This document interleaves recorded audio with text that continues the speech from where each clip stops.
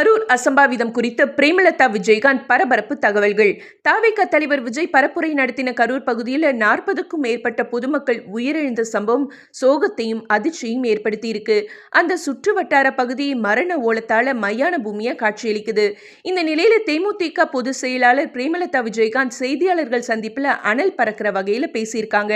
அவங்க பேசும்போது, இது ஒரு தவறான முன்னுதாரணமா இருக்கு. தவிக தரப்புலையும் தப்பு இருக்கு. தமிழக அரசும் அலட்சியமா நடந்துக்கிட்டாங்க. பொதுவாவே இந்த மாதிரி கூட்டங்கள்ல எதிர்க்கட்சிகள் நடத்தும் போது ஆளும் கட்சி சப்போர்ட் பண்ணாது. இதுதான் உண்மையும் கூட. நீங்க கேரவன் மேல பவுன்சர்களை நிறுத்தி பாதுகாப்பு ஏற்பாடு பண்ணிக்கிறீங்க. ஆனா உங்க பேச்சை கேட்க வர மக்களுக்கு நீங்க தானே பாதுகாப்பு தரணும். போலீஸ் பாதுகாப்பு தராது. நம்ம கேப்டன் விஜயகாந்த் இதுவரைக்கும் நிறைய கூட்டங்களை நடத்தி இருக்காரு. ஆனா நாங்கள் தொண்டர்களை காப்பாத்த தொண்டர்கள் அணி அமைச்சு பாதுகாப்பு தந்திருக்கிறோம். இவ்ளோ அசம்பாவிதம் நடக்கும்போது விஜய் போலீஸ் கிட்ட உதவி கேட்கிறாரு. சின்ன தடியடி நடந்ததும் தள்ளுமுள்ளுல சிக்கி குழந்தைகள், பெண்கள், இளைஞர்கள், மாணவர்கள்னு நிறைய பேர் மாட்டிக்கிட்டாங்க. குறுகலான பாதையில அனுமதி கொடுத்தது முதல் தப்பு. பெரிய ஓபன் ஸ்பேஸ்ல தான் அனுமதி கொடுத்திருக்கணும். விஜய் வெறும் 10 நிமிஷம் தானே பேசுறாரு, பேசிட்டு போயிருப்பாரு.